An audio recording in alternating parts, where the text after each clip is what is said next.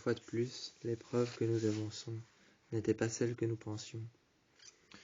Je pourrais rentrer chez moi et également prendre un verre sans personne en attendant clairement le retour de Mike, mais ce soir-là, je savais que si je n'avançais pas des preuves immédiates prouvant à la police que A n'était pas celle que je pensais, c'est-à-dire moi, si je ne trouvais pas des preuves ayant l'impression d'être quelqu'un d'autre, de ne pas être suspecte, de prouver que quelqu'un d'autre qui est toujours dans la nature, essayant de piéger les filles, essayant de me piéger moi, si je ne trouvais pas des preuves tout de suite, il serait inutile de ne pas me rendre, car la police allait me trouver, savoir que j'étais A. Il fallait que je trouve un moyen de faire en sorte que les filles se taisent. Je les ai alors enfermées. Quand il était sorti, je les ai alors enfermées. Je leur ai ouvert la grille. Pensant qu'elles avaient fait exploser un gardien du cimetière, je leur ai ouvert la grille. Elles sont alors rentrées dans le cimetière.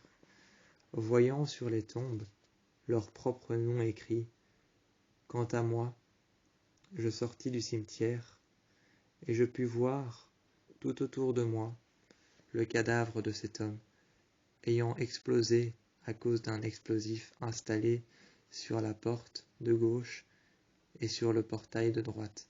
Sur le portail de gauche et sur la porte de droite était installé un explosif et un détonateur.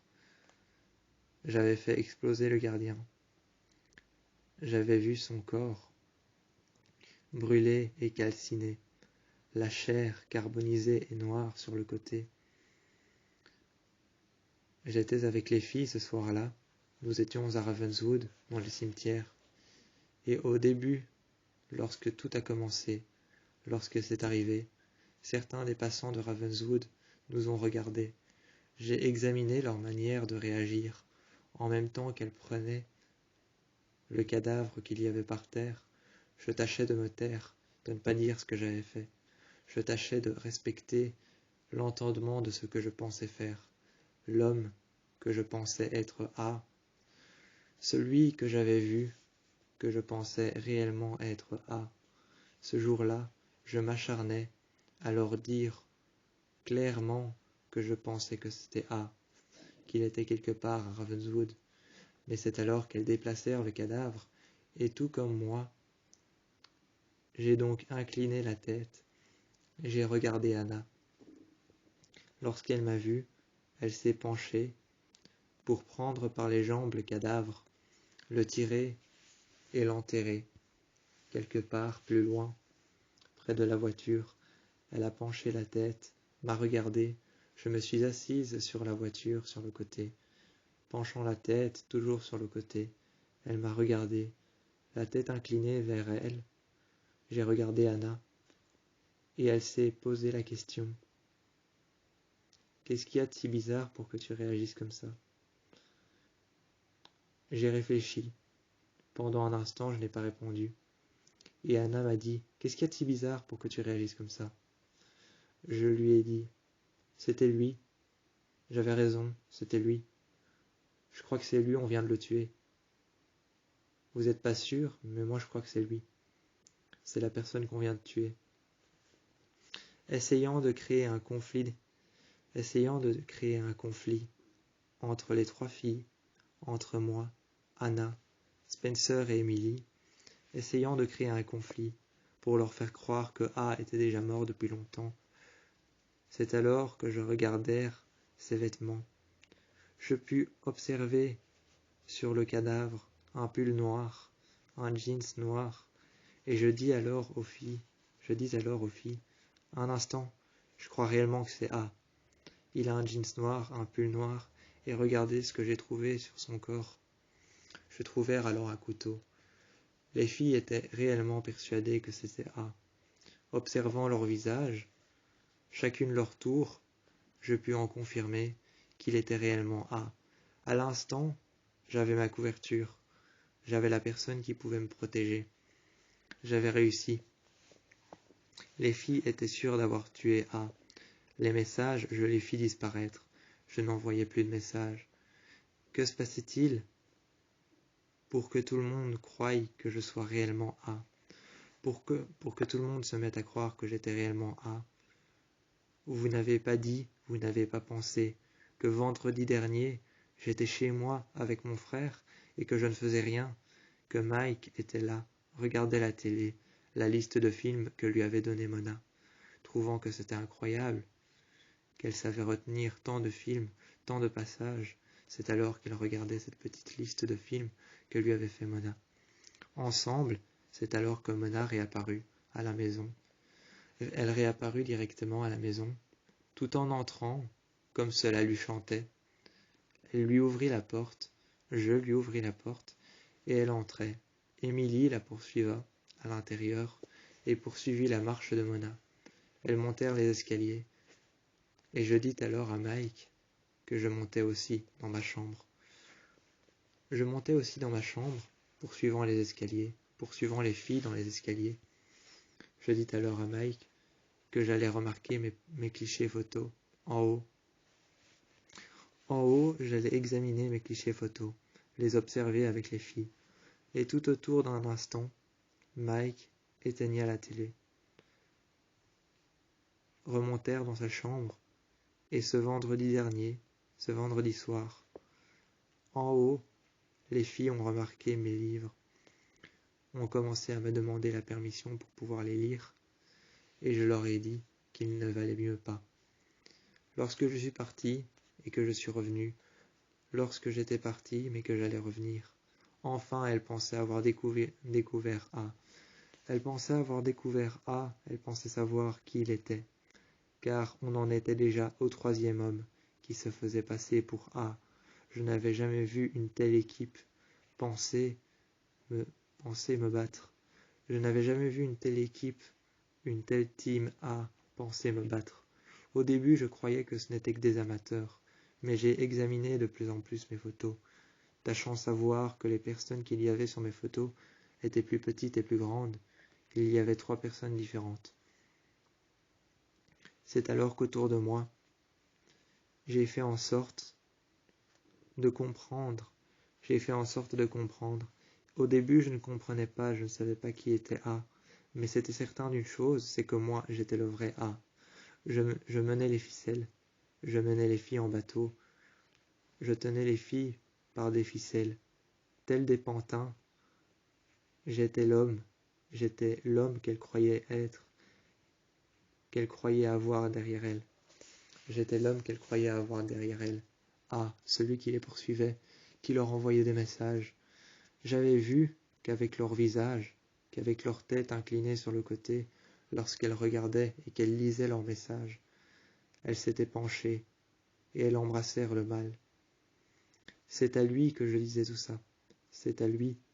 C'est en lui que je croyais. C'est en lui que je croyais, c'est à lui que je disais tout ça. Vous êtes sûr que A est toujours en vie, car j'avais supprimé tous les messages. Un deuxième A avait réapparu. Il était arrivé lorsque moi, Aria, j'avais enfermé Anna à l'intérieur d'une cuve, cuve dans une ferme. J'avais enfermé Anna, enchaînée sur une chaise, les mains vers le haut. Elle essayait délibérément de se libérer. Délibérément, elle essayait de se libérer. Je l'observais. J'étais devant elle et je passais à côté d'elle avec un couteau. Je la regardais et je l'observais. À son tour, elle essayait de me parler, de savoir qui j'étais. Mais un instant, je gardais le silence. Je gardais le silence. Et tout autour d'elle, je repris mon couteau. Les clichés photos qu'il y avait par terre, je les mis devant elle. En silence, je l'observais. À son tour, elle se mit à parler. Un instant pour me dire qu'elle voulait savoir qui j'étais. Vous les avez vus s'embrasser, car elle était déjà en contact avec quelqu'un que j'aimais. Vous les avez vus s'embrasser, car à la fenêtre de l'appartement d'Ezra, lorsque je suis rentré, j'ai vu Anna. J'ai vu Anna à la fenêtre d'Ezra, s'en prendre à la personne que j'aime, l'embrasser, lèvre contre lèvre. Cela m'a mis hors de moi. Je l'ai donc abandonnée pendant 3 jours, dans une ferme abandonnée. Je venais tous les jours pour la voir avec un couteau en main. Je lui demandais et je lui posais des questions sur pourquoi a-t-elle embrassé Ezra, la personne que j'aime, l'homme que j'aime. Pourquoi a-t-elle fait ça?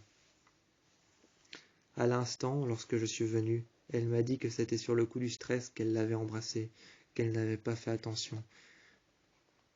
Lorsque le dernier vendredi, je suis rentré dans l'appartement, que j'avais vu Anna dans les bras de Ezra, passant ses mains le long de sa nuque, l'embrassant, eh bien c'est ça que j'ai ressenti, de la rage, de la haine, de la colère. Il y a une seule chose tout au plus qui me passait le long des veines, à travers mon sang. À travers mon sang, ce vendredi dernier, c'est ça, il y a une seule chose que j'ai ressentie.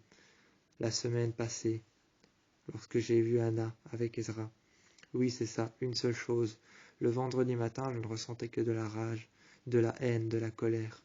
Et en dehors du lycée, ou en dehors des cours, dans les couloirs, dans le jardin à l'extérieur, sur les bancs, là où je rejoignais Emily, Anna et Spencer, il était possible qu'elles allaient me parler de A. Mais internée à Radley, cette personne que j'avais aperçue, que je pensais être A, n'avait aucun endroit dans lequel se réfugier si la police arrivait.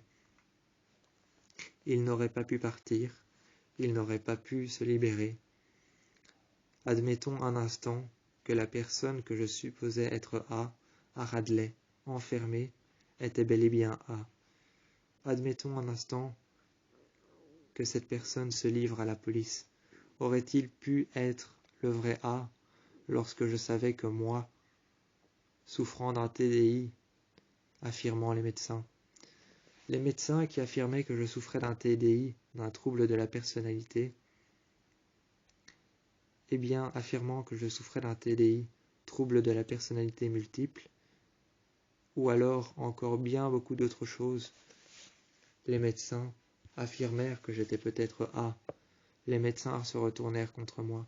En dehors des médecins se retournèrent les autorités. Dans le jardin, je me cachais. Dans la grange de Spencer, si possible, lorsque je réussissais à y entrer. C'est alors que pas mal de choses se sont passées. Interprétant les choses de cette manière, j'ai voulu faire taire les filles. J'ai enfermé Anna. Chaque jour, je venais la voir. Un jour, je suis venu la voir et je tenais Caleb en otage. Je lui ai dit de me répondre, car si je tenais Caleb en otage, il était sûr que j'allais lui faire du mal. Ensuite, j'ai vu et j'ai aperçu Émilie. J'ai aperçu Émilie avec un enfant. J'ai aperçu Émilie avec un enfant. Et j'ai aperçu, à côté, Allison, avec un autre enfant dans les bras. Cette nuit-là, je leur ai dit que je croyais savoir que c'était lui. Elles m'ont répondu que je n'en étais pas sûr. J'ai pensé légèrement, mais je ne l'ai pas dit. J'ai pensé légèrement dans ma tête. Vous croyez ça? C'est alors que les deux filles s'endormèrent ce soir-là. Chez elles, elles s'endormèrent et se réveillèrent le lendemain matin. Tout autour d'une cuve, elles se réveillèrent attachées à cette même cuve à l'intérieur de laquelle se trouvait Anna. Elles entendirent des cris, me suppliant de leur dire qui c'était à l'intérieur de la cuve, enchaînée à une chaise par des menottes. Voyant ses poignets s'assombrir et devenir de plus en plus violets et sombres, sachant que autour des lacérations qu'elle avait sur les poignets, les menottes étaient trop serrées. Les étreintes qu'il y avait autour d'elle, les menottes étaient trop serrées. Ses poignets devenaient violets, ses mains devenaient froides, la circulation de son sang ne passait plus. Enfin, ce n'était pas moi qui faisais ça, ce n'était pas Aria Montgomery qui faisait tout cela, c'était A. Au début, je pensais pouvoir me cacher derrière A, jusqu'à ce que Mike, mon frère, de l'autre côté de la ville, à Rosewood, car ici nous étions à Ravenswood, de l'autre côté de la ville, mon frère me livrait aux autorités. Je le savais déjà qu'il avait découvert qui j'étais. Il avait découvert qui j'étais ce soir-là, lorsque j'étais avec Spencer, que j'avais accroché à l'extérieur, au bout d'un mât qui tenait une cuve, en haut, près de cette ferme, j'avais attaché Spencer. Je la manipulais, je lui disais combien de fois ta mère a menti à la justice. Je lui disais de répondre, de me répondre, et de me dire combien de fois sa mère a menti à la justice. Elle n'osait pas me répondre, ni même avouer que sa mère était suspecte de quelque chose, d'un crime ou de quelqu'un qui avait menti à la justice. Lui ayant laissé la vie sauve, elle avait l'impression d'être suspecte. Elle ne voulait pas avouer qu'elle avait menti pour quelqu'un, que sa mère lui avait laissé la vie sauve, qu'elle avait laissé un tueur en série dehors, surtout dans Rosewood, cette ville dans laquelle beaucoup de choses changent tellement vite. Il devait revenir à moi. Il devait revenir à moi, cet homme. Cet homme devait me revenir, car il s'agissait de ma couverture, mon second A derrière lequel je pouvais me cacher. J'essayais de leur faire avouer combien de fois sa mère avait menti à la justice. Anna, j'essayais de lui faire comprendre que sa mère ne faisait que créer des faux comptes en banque. Ensuite, il y avait Emily. Je tenais son enfant. Je lui disais qu'il était magnifique, que si je ne libérais pas Addison, je tenais son second enfant, sa seconde petite fille, que si je ne libérais pas Addison, que si elle n'avouait pas ses crimes, ses fautes, tout ce qu'elle a fait endurer aux élèves de ce lycée en tant que coach de natation, si elle n'avouait pas ses fautes et ses crimes, j'allais faire endurer les pires souffrances à ses enfants.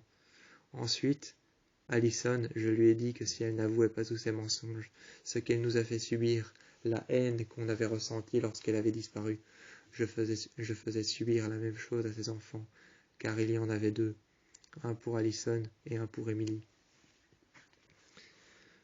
J'avais convaincu mes parents de ne rien dire, j'avais convaincu mes parents d'essayer d'arrêter mon frère, car lui-même était déjà dehors avec un vêtement noir, essayant de montrer à la police que ces vêtements qu'il tenait dans ses mains, ce sweat à capuche noire et ce jeans noir qu'il tenait, dans laquelle il y avait un détonateur, un bouton sur une manette. Ce bouton rouge sur une manette qu'il y avait déclencherait une explosion immédiate de ma propre maison, pouvant épargner mes parents, épargner mon frère de cette explosion. Il fallait qu'il ne livre pas ses vêtements à la police, car la police allait faire des tests sur ce qu'ils allaient trouver à l'intérieur. Un détonateur, une télécommande avec un bouton rouge, déclenchant une explosion immédiate de ma propre maison, épargnant mes parents, épargnant mon frère. Il fallait immédiatement que mes parents fassent en sorte que mon propre frère n'aille pas me livrer à la police. Que mon propre frère n'aille pas me livrer à la police. Il fallait immédiatement que mes parents réagissent s'ils ne voulaient pas sauter avec la maison.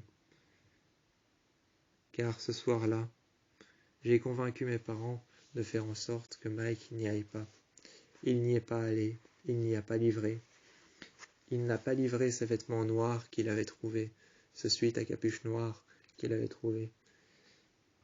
Mais je pus remarquer que le soir, dans la nuit, lorsque mes parents dormaient, il y était allé, il était sorti, avec l'anticipation qu'il avait en lui, la solitude qu'il ressentait par rapport à Mona. Il était sorti, et personne pour l'arrêter, personne pour le critiquer de ce qu'il faisait, personne ne pourrait l'arrêter. Il avait livré les vêtements à la police, qui avait examiné ce que c'était. C'était bel et bien ceux de A. Je ne fus jamais arrêté, mais la police vint à comprendre que c'étaient les miens. Mon sang était dessus, mes cheveux, mes ADN, mes ongles étaient dessus, mes empreintes, et c'est alors qu'il comprit que c'étaient mes vêtements. Je fus arrêté, mais peu plus tard, les voitures de police arrivèrent à mon domicile. Je rentrai chez moi la nuit, et on me passèrent les menottes. J'arrivèrent au commissariat, mais je savais que même de la prison, je continuerais à faire vivre à travers les villes de Rosewood et de Ravenswood, même en dehors de la prison, dans la prison et dans ma cellule, je le ferai continuer, et je continuerai de persécuter les filles.